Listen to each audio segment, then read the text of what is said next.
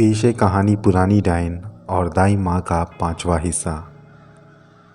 डायन ने गुरु विश्वनाथ और उनके चेलों को मार दिया था और वो ये समझ चुकी थी कि गांव वाले गांव में हो रही घटनाओं से छुटकारा पाने के लिए चुपचाप कुछ ना कुछ कर रहे हैं। वो उन पर बहुत ज़्यादा गुस्सा हो चुकी थी।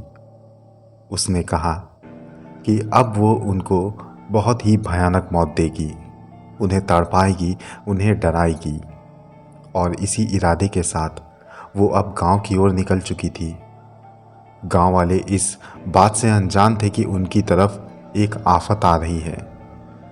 गांव वाले सुकून की नींद सो रहे थे क्योंकि उन्हें लग रहा था कि गुरु विश्वनाथ ने पूजा करके यहाँ की सभी चीज़ों को ठीक कर दिया है।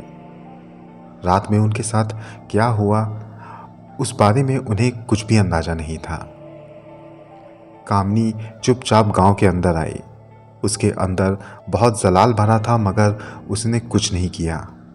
वो चुपचाप अपने घर पर आकर लेट गई क्योंकि उसके मन में कुछ और ही चल रहा था। लेकिन हाँ, वो लेटे लेटे ये सोच रही थी कि गांव वालों को अब कैसे तड़पाया जाए। जब सुबह हुई तब पूरे गांव में ये शोर हो गया कि गुरु विश्वनाथ को कत्ल कर दिया गया है। उनके कत्ल की बात सुनकर सारे गांव वालों के दिलों में फिर से दहशत आ गई। सभी दौड़कर गुरु विश्वनाथ की लाश को देखने गए जो खून से लथपथ एक जगह पर पड़ी हुई थी। उनके साथ उनके चेले भी खून से लथपथ पड़े थे। ये सब देखकर सभी गांव वाले डर के मारे कांपने लगे। वो समझ गए थे कि अगर गुरु विश्वनाथ इनको नहीं रोक पाए तो अब शायद ही कोई इन्हें रोक सकेगा। उनको इस मुसीबत से छुटकारा दिलाने वाला अब वहाँ पर कोई नहीं था क्योंकि गुरु विश्वनाथ के ऊपर सभी को भरोसा था। पुलिस आई हमेशा की तरह। उसने इस बार भी अपनी कार्रवाई की मगर कुछ हाथ नहीं लगा। सब जानते थे कि हमेशा की तरह पुलिस के पास कुछ भी नहीं मिलेगा। सभी ने पुलिस को हमेशा की तरह अपने बयान दिए। पुलिस लाश को पोस्टमार्टम के लिए ले गई। पुलिस इंस्पेक्टर ने जाते जाते चौधरी और पंडित से कहा, मुझे मालूम है कि इन सब के पीछे किसी शराब या फिर मनहूसियत का ही हाथ है। कोई ताकत है जो हमारे गांव को धीरे धीरे खोखला कर रही है। मैं इन बातों को मानता हूँ लेकिन कानून नहीं मानता। मैं कानूनी कार्रवाई कर रहा हूँ लेकिन इन सब से बचने के लिए आपको जो ठीक लगे आप करें। मैं आपके साथ रहूँगा। ये कहकर पुलिस इंस्पेक्टर वहाँ से चले गए। गांव वाले भी अपने गांव लौट आए। गांव में एक बार फिर से मनहूसियत सी छा गई थी।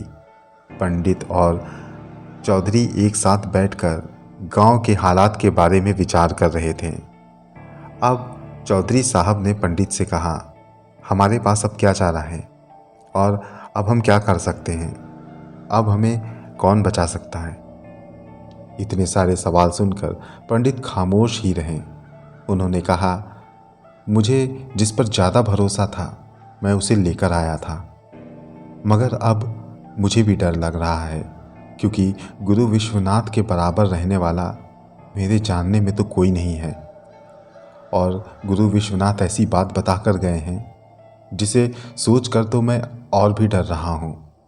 अब हमें भी समझ नहीं आ रहा है कि हम क्या करें। वो लोग इसी सोच में बैठे हुए थे कि तभी उनका नौकर आया। उसने बताया कि गांव की ही विमला नाम की कोई औरत उनसे मिलने आई है। उन्होंने उसे अंदर बुलवाया। विमला अंदर आई तो उन्हें बिठाया गया। आने का कारण पूछा गया तो विमला ने कहना शुरू किया, चौधरी साहब, मैं आपके पास इसलिए आई हूँ क्योंकि गांव के हालात ये जो हो रहे हैं, मुझे इन सब के पीछे किसी एक लड़की का हाथ लगता है। उनकी बात सुनकर पंडित और चौधरी उसे बड़े गौर से देखने लगे।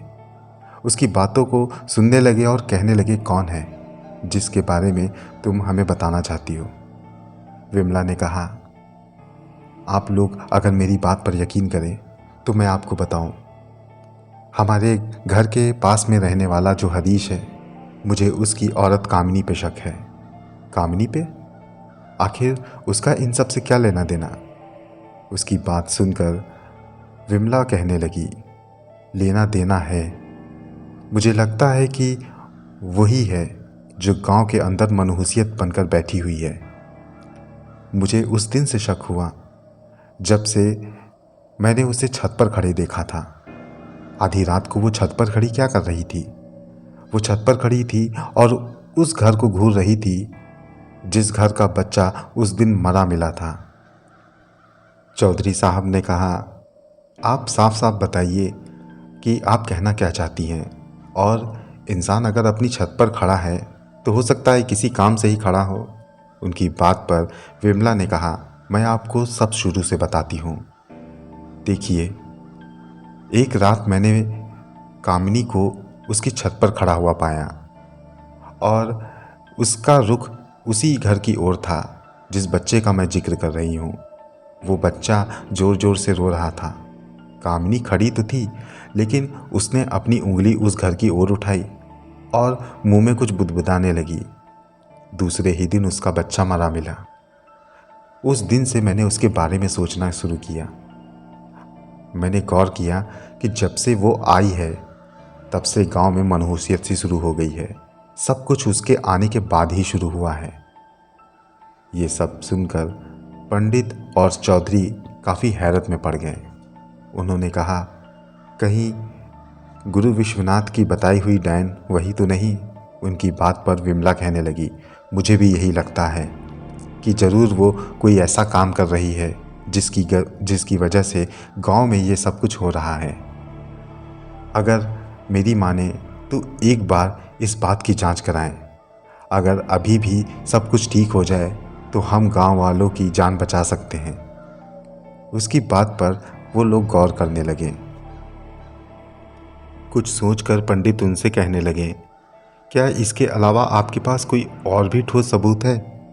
क्योंकि किसी के गांव में आने के बाद अगर हादसे शुरू हुए हैं तो हम उस पर सीधा इल्ज़ाम नहीं लगा सकते। उनकी बात पर विमला कहने लगी, हाँ, मेरे पास कुछ कारण हैं जिनकी वजह से मैं ऐसा कह रही हूँ। क्योंकि गांव में जब हवन हुआ वो तब भी नहीं आई थी। जब गांव में गुरु विश्वनाथ आए वो तब भी नहीं आई थी। और हाँ, इसके साथ ही मैं आपको बताती चलूँ, मेरी बेटी मेरे घर आई हुई थी और उसके गोद में भी बच्चा है।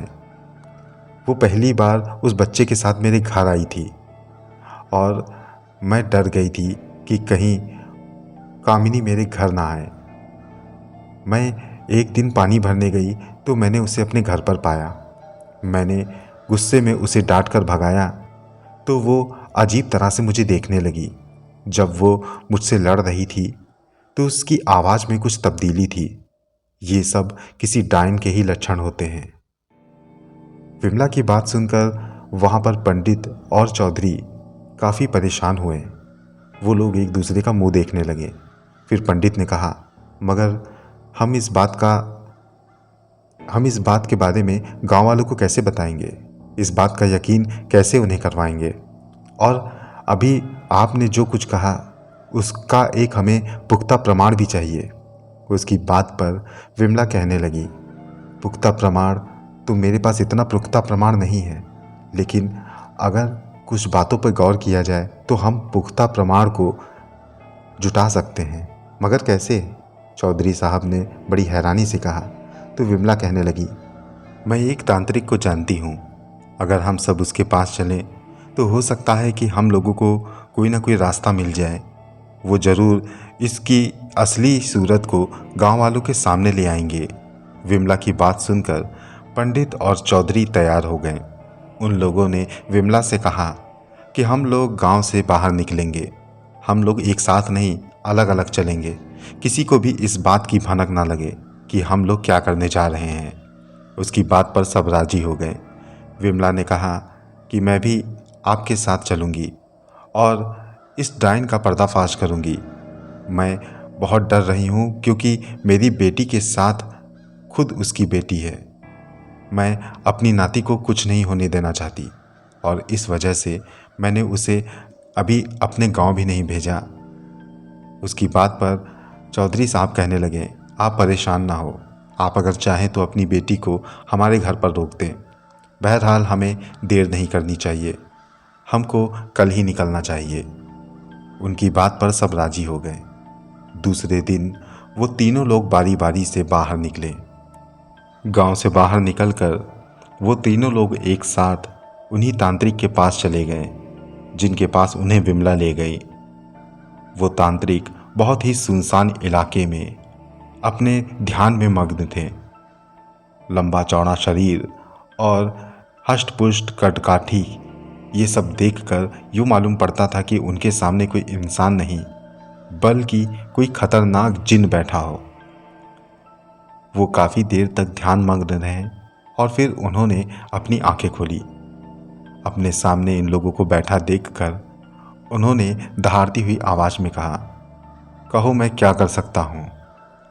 उनकी बात पर विमला कहने लगी, बाबा हम लोग बड़ी उम्मीद लेकर आए हैं, हमारे गांव में संकट है, हमें बचा लीजिए। ये कहकर विमला ने उनसे अपने गांव में बीतने वाली सारी घटनाओं का जिक्र कर दिया। सब कुछ बड़ी गौर से सुनने के बाद वो तांत्रिक कुछ देर यूं ही सोच में डूबा रहा और फिर वो उनसे कहने लगा, मुझे तुम्हारे गांव चलना होगा।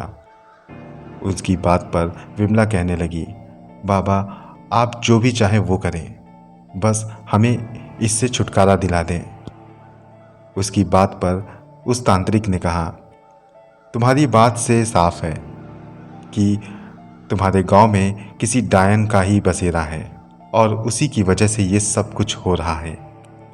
अब तो सिर्फ उसका पर्दाफाश करना है और वो मेरे बाएं हाथ का खेल है। हाँ, अगर ये जानना है कि जिस पर तुम्हें शक है वो डायन है या नहीं, तो तुम्हें एक काम करना होगा। क्या काम बाबा जी? तुम्हें ये काम करना होगा कि उसके पैर के नीचे की मिट्टी लाकर मेरे पास देनी होगी। अगर ये ना कर पाओ तो कोई भी उसकी जूठी खाई हुई चीज़ जो उसने आधी खाकर छोड़ी हो वो मेरे पास ले आओ। मैं जान जाऊंगा कि वो डायन है या नहीं। उसकी बात पर वो तीनों राजी हो गए। वो तीनों लोग तांत्रिक से अपने गांव चलने के लिए कहने लगे। बार बार कहने पर तांत्रिक उनके साथ चलने को तैयार हो गए। शाम को वो तांत्रिक के साथ अपने गांव में आ गए। किसी को भी तांत्रिक के आने का पता भी नहीं चला। बहुत ही खुफिया ढंग से वो लोग गांव में आए थे। तांत्रिक चौधरी साहब के घर पर रुक गए। वहाँ पर उन्होंने कहा, मुझे जल्दी ही मेरी मांगी गई दोनों में से किसी एक चीज़ को ला कर दो। मुझे एहसास हो रहा है कि इस गांव में बहुत ही शक्तिशाली कोई ऐसी शक्ति है जो गांव को तबाह करने पर तुली है। मुझे जल्दी ही कुछ ना कुछ करना होगा। उनकी बात सुनकर विमला ने कहा, मैं पूरी कोशिश करती हूँ। ये कहकर वो वहाँ से चली गई। दूसरे दिन विमला पनघट पर नज़र रखने लगी जहाँ कुएं में लोग पानी भरने आते थे। कामिनी रोज की तरह सुबह कुएं में पानी भरने आई। उसने वहाँ से पानी भरा और बाल्टी लेकर अपने घर की ओर निकल पड़ी। जहाँ पर उसने खड़े होकर पानी भरा था उस जगह की मिट्टी अब कामिनी लेने के लिए तैयार हो गई। वो भी बाल्टी उठाकर कुएं के पास गई और इससे पहले कि वह उसके कदमों के ऊपर कोई कदम रखता वो वहाँ पर पहुँच गई। उसने कामिनी के पैरों के नीचे की मिट्टी उठाई और झट से एक कपड़े में रख ली। वहाँ से सबकी नज़रों से निकलकर वो तांत्रिक के पास जा पहुँची। उसने तांत्रिक को वो मिट्टी दी जिसे लेकर तांत्रिक अपने तांत्रिक क्रिया करने लगे। कुछ देर के बाद तांत्रिक ने इस बात का खुलासा कर दिया जिसे सुनकर सब लोग हैरत में पड़ गए। उन्होंने कहा, तुम लोगों का शक बिल्कुल सही था। ये औरत एक डायन है जो आज की नहीं बल्कि सैकड़ों साल पुरानी है। ये डायन बहुत ही ज़्यादा ताकतवर है और अगर इसे रोका ना गया तो ये इतनी ज़्यादा ताकतवर हो जाएगी कि फिर इसे रोक पाना संभव नहीं होगा। उसकी बात सुनकर सभी के माथे पर पसीना आ गया।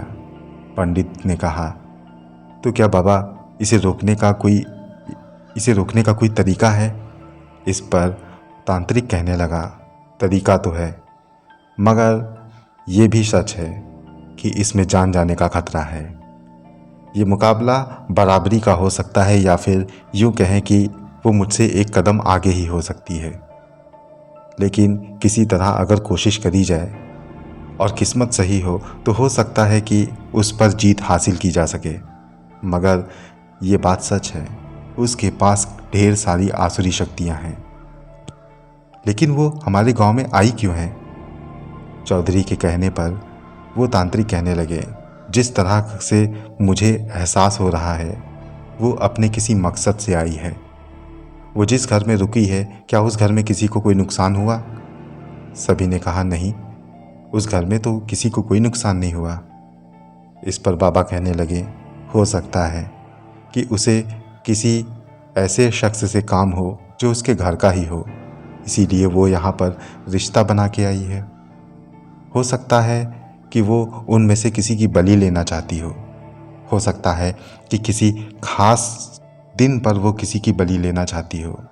मेरा कहने का मतलब ये है कि ऐसी डायनें किसी खास दिन पर खास लोगों की बलि देकर शैतान से अपनी ताकतें हासिल करती हैं। वो इनका बेटा हो सकता है, इनका पति, या फिर कोई और, वो कोई भी हो सकता है। तरह तरह की ये विद्याएं करती हैं, तरह तरह की तंत्र साधनाएं करती हैं। ये उनमें से कोई भी हो सकती है, उनमें से कुछ भी मकसद हो सकता है इसका, और ये बहुत ही खतरनाक है। उसकी बात सुनकर सब लोग अब अंदर से हिल गए थे। उन्होंने कहा, बाबा हमें इससे छुटकारा दिलाइए। तांत्रिक ने कहा कि ठीक है, इसके लिए बहुत बड़ा उपाय करना होगा। सबसे पहले इनके घर वालों को हमारे साथ शामिल करना होगा। मगर वो कैसे हो सकता है? वो आप लोग जाने, उन्हें यहाँ पर लाएं और इस बारे में उन्हें बताएं, उन्हें यकीन दिलाएं कि उनके साथ में रहने वाला शख्स कोई मामूली इंसान नहीं बल्कि एक खतरनाक डायन है, और उससे बचने के लिए उन्हें अब उसे मारना ही होगा। अगर वो राजी होते हैं तो इससे अच्छी बात नहीं, वरना फिर सरकारी तामझाम आप झेलें। मैं तो आपको किसी ना किसी तरह से छुटकारा तो दिलाने की कोशिश कर ही सकता हूँ। अब ये सब सुनकर वो लोग थोड़ा सोच में पड़ गए। फिर चौधरी ने कहा, हमें अपने गांव को बचाना है, इसके लिए हमें कुछ भी करना पड़े तो हम करेंगे। और वैसे भी जान का खतरा सिर्फ गांव वालों को ही नहीं बल्कि हरीश और उसके परिवार को भी है। हमें बड़े चुपचाप और खुफिया ढंग से उसे बुलाना होगा। उसके घर पे जाकर उसे कोई नहीं बुलाएगा। जब वो बाहर किसी काम से निकला होगा तब वो या उसकी माँ, उनमें से कोई भी दिखे, उन्हें यहाँ पे बुलाना होगा। अच्छा तो यही रहेगा कि अगर दोनों लोग साथ में आए तो काम बन सकता है। हमें नज़र रखनी होगी, वो लोग ज़रूर किसी न किसी काम से बाहर निकले होंगे। उनकी बात पर विमला और पंडित दोनों चौधरी साहब के घर से बाहर निकले। वो लोग इसी ताड़ में थे कि उन्हें हरीश या उनकी माँ मिल जाए। उनकी किस्मत अच्छी थी। हरीश पंडित जी को दिखाई पड़ गया।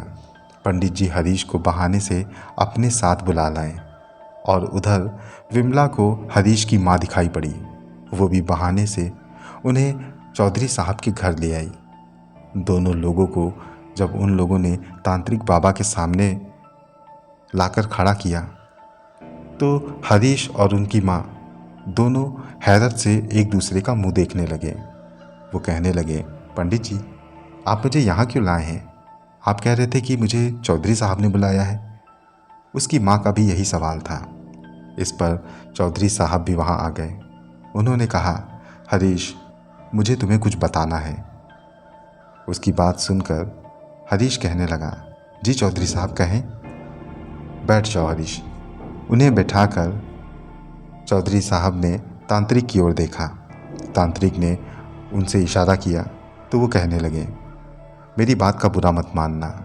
जो मैं कहने जा रहा हूँ शायद उस बात का यकीन तुम्हें ना हो, मगर ये सच है। क्या बात है चौधरी साहब, आप मुझे बताएं। हरीश के कहने पर चौधरी साहब ने कहा, देखो मैं घुमा फिरा के बात नहीं करूँगा। गांव के हालातों के बारे में तो तुम्हें पता है। जी, तो फिर तो ये कि ये तांत्रिक बाबा हैं और इससे पहले विश्वनाथ गुरु भी आए थे।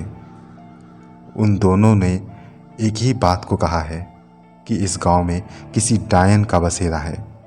हाँ, विश्वनाथ ने तो ये बात कही थी, मगर बात क्या है? बात ये है कि वो डायन तुम्हारी बीवी है। चौधरी के ये कहने पर हरीश चौंक सा गया। कहने लगा, ये क्या बात कह रहे हैं आप? मेरी बीवी कैसे डायन हो सकती है? वो तो हमेशा मेरे साथ रहती है। वो तो कभी भी ऐसा कुछ कर ही नहीं सकती। उसकी बात पर चौधरी साहब ने उसे समझाते हुए कहा, मेरी बात का बुरा मत मानो। हमने कुछ सोच समझ के ही कहा है। हमारे पास कुछ ऐसे नतीजे हैं जिनकी वजह से हम लोग इस बात के नतीजे तक पहुँचे हैं। उनके बाद तांत्रिक बाबा भी हरीश को समझाते हुए कहने लगे, देखो हरीश, हमने सारे तरीके से जांच कर ली है। तुम्हारी बीवी ही वो डायन है। तुम क्या बकते हो? ऐसा कुछ नहीं है। हरीश भड़क उठा। पंडित भी उसे समझाने लगे। हरीश की माँ को तो कुछ समझ नहीं आ रहा था। वो चुपचाप एक जगह बैठी रोए जा रही थी। वो कह रही थी कि मुझे नहीं पता कि आप लोग क्या कह रहे हैं और ऐसा क्यों कह रहे हैं। उनकी बात पर तांत्रिक भी कहने लगे, देखिए, जज्बातों से काम लेने का वक्त नहीं है। हमारे पास इसका प्रमाण है। हमने जांच किया है, देखा है और तब इस नतीजे पर पहुंचे हैं। अगर हम आपको इस बात का यकीन दिला दें तो आप मान जाएंगे। उसकी बात पर हरीश उनसे कहने लगा, मगर ये तुम कैसे करोगे और ऐसे हम तुम्हारी बात पर यकीन क्यों करें? तांत्रिक कहने लगे, आप मेरी बात पर यकीन ना करें, लेकिन एक बार जांच करके देखें। मैं आपको दिखा दूंगा कि आपकी बीवी डायन है या नहीं। बस आप एक काम करें, आप दोनों लोग किसी बहाने से कुछ दिन के लिए घर से बाहर जाने का बहाना करें। बता दें कि किसी खास काम से आप दोनों को बाहर जाना पड़ रहा है और फिर आगे मैं आपको सब कुछ बता दूंगा। आपको घर से निकल जाना है और चुपचाप चौधरी साहब के बने हुए एक दूसरे मकान में छिप जाना है। वहाँ से आप बाहर नहीं निकलेंगे। हम लोग आपसे वहीं आकर मिलेंगे। फिर हम लोग आपको दिखाएंगे कि आपकी बीवी वाकई में डायन है या नहीं। उसकी बात पर हरीश कहने लगा, अगर तुम्हारी बात गलत निकली तो समझ जाना कि मुझसे बुरा कोई नहीं होगा। तांत्रिक ने कहा, बेशक, अगर मैं गलत निकला तो जो सज़ा देना चाहो तुम मुझे दे सकते हो, मगर ध्यान रहे, घर में ऐसे जाना जैसे कि हमारी तुम्हारी कोई मुलाकात नहीं हुई। अपनी बातों से, अपनी हरकतों से उस पर किसी बात की भनक ना लगने देना। हरीश समझ गया और चुपचाप वहाँ से चला गया।